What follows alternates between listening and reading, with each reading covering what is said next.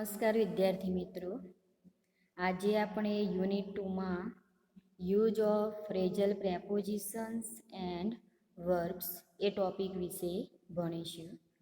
First of all we know prepositions and verbs. Prepositions કોને કહેવાય? નામયોગી અવ્યય, અને વર્બ્સ એટલે ક્રિયાપદો. તો અહીંયા મિત્રો તમારે use of phrasal prepositions and verbs એ ટોપિક વિશે ભણવાનું થશે. ફ્રેઝલ પ્રેપોઝિશન્સમાં જુઓ તો એમાં બહુ બધા શબ્દોનો ઉપયોગ થયેલો હશે, અને ક્રિયાપદની અંદર પણ એક કરતાં વધારે ક્રિયાપદનો ઉપયોગ થયેલો હશે. નાઉ વી સી પ્રેપોઝિશનલ વર્બ્સ. તો કોને કહેવાય પ્રેપોઝિશનલ વર્બ્સ? કોને કહેવાય? તો prepositional verbs are a group of multi-word verbs made from a verb plus another word or words. Prepositional verbs are made of verb plus preposition because a preposition always has an object. All prepositional verbs have direct objects. જુઓ મિત્રો, પ્રેપોઝિશનલ verbs કોને કહેવાય?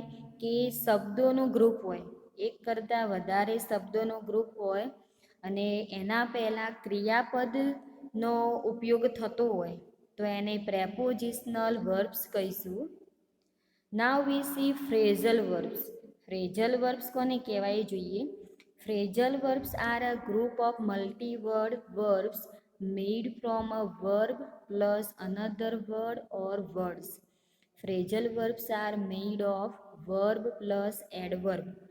Phrasal verbs can be intransitive, no direct object, transitive, direct object. Phrasal verbs કોને કહેવાય? એમાં પણ શબ્દોનું group હશે, પણ ફ્રેઝલ વર્બ્સ કઈ રીતે બનશે? કે એમાં ક્રિયાપદ આપેલું હશે અને ક્રિયા વિશેષણ એડવર્બ, એને ફ્રેઝલ વર્બ્સ આપણે કહીશું. અને ફ્રેઝલ વર્બ્સ બે પ્રકારના હોય, ક્રિયાપદોના બે પ્રકાર, ટ્રાન્ઝિટિવ વર્બ, ઇન્ટ્રાન્ઝિટિવ. ટ્રાન્ઝિટિવ વર્બ કોને કહેવાય? કે સકર્મ ક્રિયાપદ, કે એમાં ડાયરેક્ટ ઓબ્જેક્ટ આપેલો હશે. ઇન્ટ્રાન્ઝિટિવ વર્બ કોને કહેવાય? અકર્મક ક્રિયાપદ, કે એમાં ડાયરેક્ટ ઓબ્જેક્ટ આપેલો ના હોય, બરાબર? તો એને આપણે ઇન્ટ્રાન્ઝિટિવ વર્બ કહીશું. Now we see in your syllabus phrasal prepositions and verbs examples. First, in spite of. In spite of ને મિત્રો ગુજરાતીમાં શું કહીએ આપણે? તેમ છતાંય. In spite of being a regular student, he failed in the examination. તો એમ કે નિયમિત વિદ્યાર્થી હોવા છતાંય તે એક્ઝામની અંદર ફેલ થયો, નાપાસ થયો હતો. In spite of her hard work she failed in the examination. તો અહીંયા આ રીતે વાક્યની શરૂઆતમાં આપણે ફ્રેઝલ પ્રેપોઝિશન્સ એડ કર્યું, ઇન સ્પાઇટ ઓફ. ઓકે, એની નેક્સ્ટમાં જોઈએ ઇન્સ્ટેડ ઓફ. ઇન્સ્ટેડ ઓફ એટલે ને બદલી. Instead of talking to the clerk he met the principal. તો ક્લાર્કની જોડે વાતો કરવાને બદલે તેમને કોની જોડે મુલાકાત લીધી? પ્રિન્સિપાલ જોડે. I will try to make friends instead of enemies. હું એમ કે મિત્રો બનાવવાનો પ્રયત્ન કરીશ, દુશ્મનો બનાવવાને બદલે. તો આ રીતે મિત્રો અહીંયા ફ્રેઝલ પ્રેપોઝિશન્સ એન્ડ વર્બ્સ મિક્સઅપમાં એક્ઝામ્પલ મૂકેલા, ધ્યાન રાખજો તમે. Instead of dining out we ordered a couple of pizzas. એટલે ડિનર માટે એમ કે બહાર જવાને બદલે અમે એમ કે ઘેર બેઠા જ પિઝાનો ઓર્ડર આપી દીધો હતો. I shall have tea instead of coffee. મારે એમ કે કોફીને બદલે ચા જોઈશે એમ કે. We went alone instead of waiting for me. હું તે એમ કે એકલો જ ગયો હતો, અમારો વેઇટ કરવાને બદલે તે એકલો ગયો હતો. Owing two. ઓવિંગ ટુને ગુજરાતીમાં શું કહેવાય? ને કારણે. C failed owing to her laziness. તો તેણીની એમ કે લેઝી હતી, લેઝી એટલે આળસના કારણે સી ફેલ્ડ તે ફેલ થઈ હતી, નાપાસ થઈ હતી. I did not attend the meeting owing to the headache. એટલે માથાનો એમ કે દુખાવાના કારણે હું મીટિંગ અટેન્ડ કરી શક્યો ન હતો. Owing to a lack of funds the project will not continue next year. તો જુઓ, ફંડ્સ હતો ના એના કારણે પ્રોજેક્ટનું કામ અટકી પડ્યું હતું, તો આવતા વર્ષે એમ કે થશે નહીં. આનું આ રીતે થશે, owing to a lack of funds the project will not continue next year. Funds ના હોવાને કારણે આ પ્રોજેક્ટ એમ કે આવતા વર્ષ સુધીમાં ચાલુ થશે નહીં. ડ્યુ ટુને શું કહીએ આપણે? ને લીધે. He met with an accident due to his careless driving. એટલે એનું ડ્રાઇવિંગ કેરલેસ એટલે કાળજી વગરનું હતું એનું ડ્રાઇવિંગ, એના કારણે તેને એક્સિડન્ટ થયો. My fitness is due to regular exercise. મારી એમ કે ફિટનેસ એના કારણે હું નિયમિત કસરત કરું એના લીધે. હવે જોઈએ બીકોઝ ઓફને શું કહીએ આપણે? ના કારણે. તો જુઓ મિત્રો, બીકોઝ ઓફનો ઉપયોગ ક્યારે કરીએ આપણે? કે તમારે કોઈ કારણ બતાવવું હોય, કોઈ રિઝલ્ટ અને રીઝન એ બંનેને તમારે જોડે બતાવવા હોય વાક્યની અંદર, તો તમે બીકોઝ ઓફ પ્રેપોઝિશનલ ફ્રેઝનો ઉપયોગ કરી શકો. Because of his illness, he could not appear in the examination. તેની બીમારીને કારણે તે એક્ઝામ આપી શક્યો ન હતો. Because of the fire, hundreds of houses went up in smoke. તો જુઓ કે અગ્નિના કારણે hundreds of houses went up in smoke. તો બધા જે ઘર હતા એ એમાં કન્વર્ટ થઈ ગયા અગ્નિના કારણે ધુમાડામાં. I can't see because of the person in front of me. હું તેને જોઈ શક્યો નહીં, કારણ શું હતું? કે સામે વ્યક્તિ ઊભેલો હતો. પર્સન ઇન ફ્રન્ટ ઓફ મી, એક વ્યક્તિ એમ કે મારા સામે ઊભેલો હતો એટલે હું જોઈ શકતો નથી.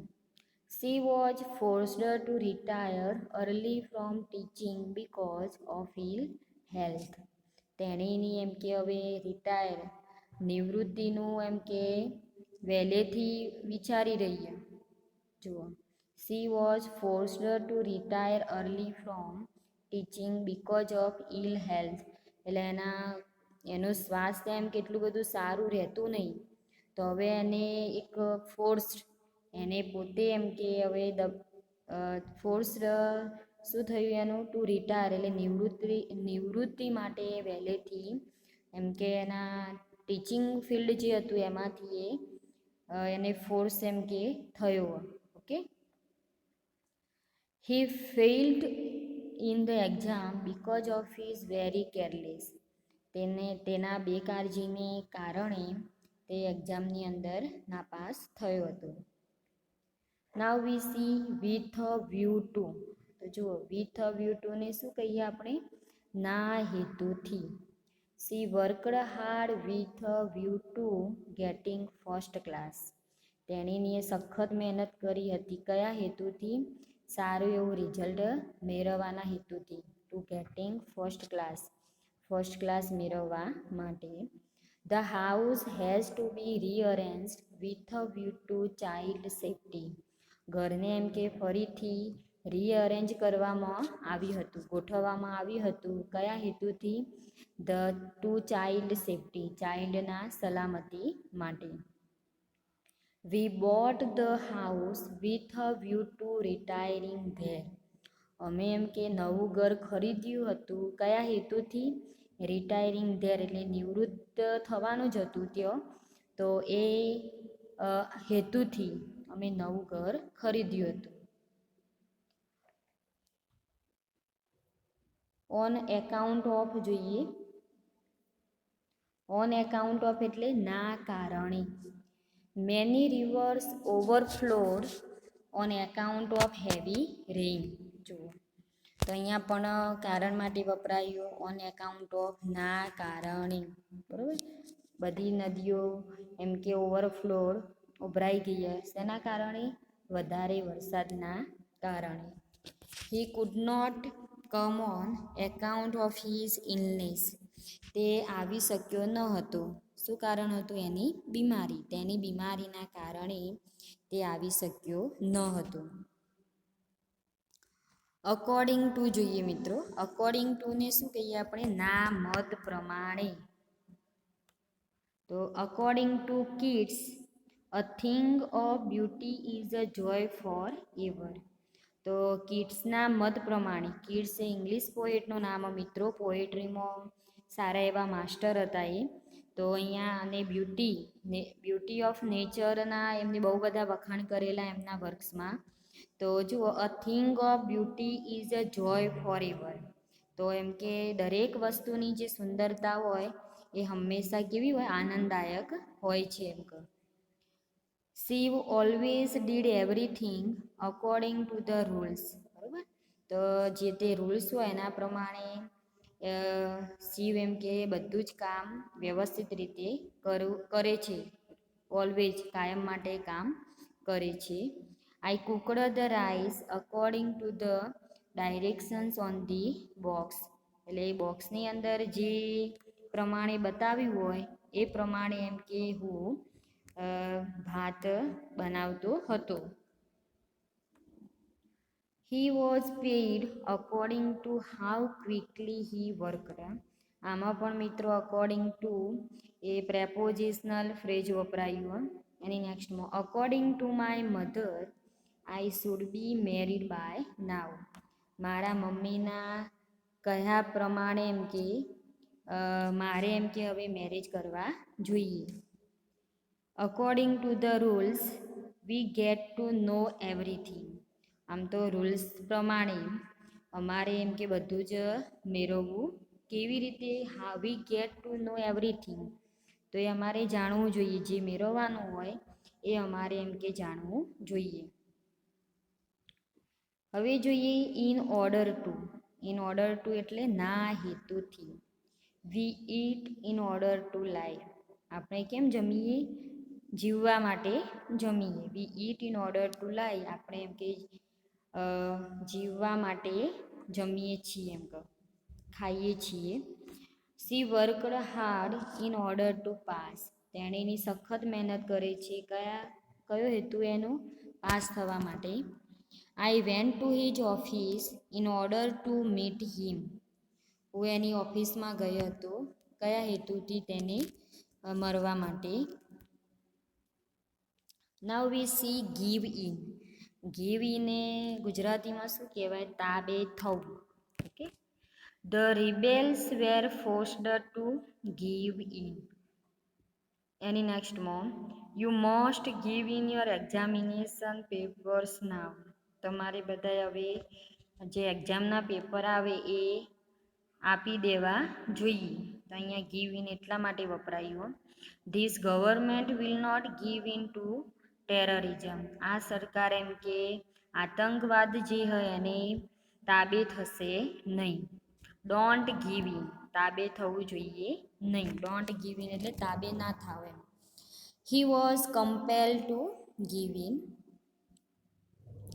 નાવ we see keep up. Keep up. Keep up એટલે સાચવી રાખવું. તો જુઓ એના એક્ઝામ્પલ્સ. Keep up your swords for the dew will rust them. એની next one technology changes so fast it is hard to keep up with it. અત્યારે તમે જોતા હશો કે ટેકનોલોજી બહુ બધી બદલાતી રહે ઝડપથી. તો એને સાચવી રાખજો એમ. It is hard to keep up with it. એને સાચવવું એમ કે બહુ બધું કઠિન છે એમ કહો. He started to walk faster and the children had to run to keep up. તેને ઝડપથી ચાલવાનું ચાલુ કરેલું હતું અને જે છોકરાઓ હતા એમને એ પણ દોડી રહ્યા હતા, તો એમને સાચવવા એમ કે એમને પણ સાચવવા પડ્યા હતા એમ. અકાઉન્ટ ફોર એટલે અહેવાલ આપવો. I can not account for the cash that he spent. Jack could not account for his foolish mistake. He was unable to account for the error. તો હવે હજુ અહીંયા Jack could not account for his foolish mistake. Jack એની એક ભૂલના કારણે એ અહેવાલ આપી શક્યો ન હતો. એને એક ભૂલ થઈ ગઈ હતી, તો એ જે વસ્તુ આપવાની હતી એ આપી શક્યો ન હતો. અને એની નેક્સ્ટમાં જુઓ, he was unable to account for the error. એની ભૂલ માટે હી વોઝ અનેબલ, એની ભૂલના કારણે એના ભૂલ માટે એમ કે અહેવાલ to account for the error, તો એના ભૂલ માટે એ અનેબલ હતો. She accounted for her success in life. તેણીની એની લાઈફમાં સક્સેસ રહી છે એમ કે. He will account for his crime. Abide by એટલે મિત્રો જુઓ એના બે અર્થ થાય. એક તો થી બંધાવું પણ થશે અને એક બીજું પાલન કરવું. આઈ અબાઈડ બાય વોટ હી સે. તે જે કહી રહ્યું એનાથી હું બંધાયેલો છું. They have got to abide by the rules. Please feel assured that we will abide by our promise. Everyone should abide by our social norms. દરેક વ્યક્તિ જે આપણા સમાજના જે નિયમો હોય એનાથી બંધાયેલી છે એમ કહો. લુક ફોર એટલે ની તપાસ કરવી. My friend is looking for a good house. મારો મિત્ર હાલ એમ કે નવા હાઉસની સારા એવા ઘરની શોધમાં છે એમ કહો. વિન્ડ અપ એટલે સમેટી લેવું. The magician winds up his tricks. Good music really winds up me. I enjoy messing with peanut. He is so easy to wind up. My sister really knows how to wind me up. જો મિત્રો અહીંયા wind up એટલે સમેટી લેવું. તો એના એક્ઝામ્પલ્સનો ઉપયોગ તમારે આ રીતે કરવાનો થશે. કમ એક્રોસ એટલે આકસ્મિક રીતે સામે આવવું. I came across this in a curious shop. She comes across well in interviews. He came across as a sympathetic person. Have you come across such arrogant behavior ever in your life? તો અહીંયા મિત્રો જો આ રીતે prepositional phrase વપરાયા. Break into એટલે ની અંદર જવું, ની અંદર પ્રવેશ કરવો. The thief broke into the house. ચોર એમ કે ઘર તોડીને પ્રવેશ કર્યો, ઘરમાં પ્રવેશ્યા. We had to break into the house as we had lost the key. અમે ચાવી ખોઈ નાખી હતી તો અમે ઘરને તોડી નાખ્યો.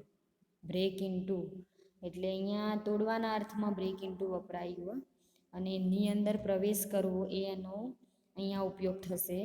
She is trying to break into journalism. By the way, someone tried to break into my apartment last night. તો ગઈ રાત્રે એમ કે અમારા અપાર્ટમેન્ટમાં કોઈ વ્યક્તિએ પ્રવેશ કરવાનો પ્રયત્ન કર્યો હતો.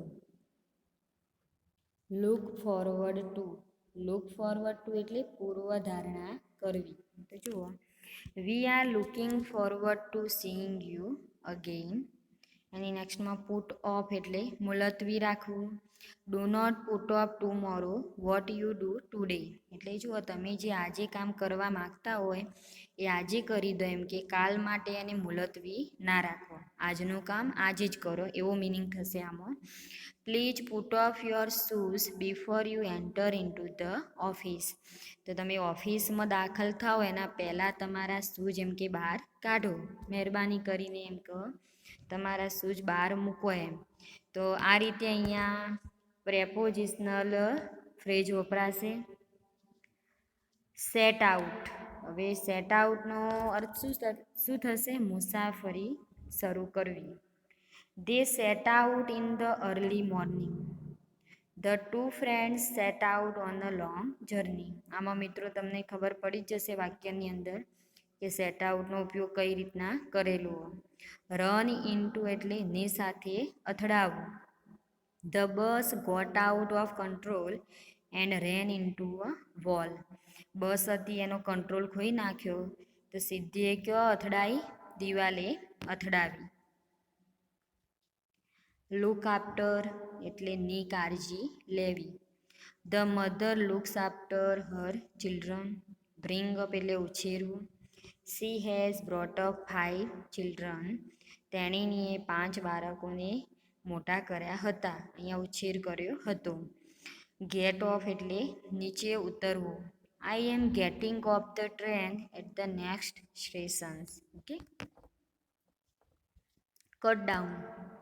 કટ ડાઉનનો શું થશે ગુજરાતી અર્થ? કાપવું. The wood cutter cut down the tree.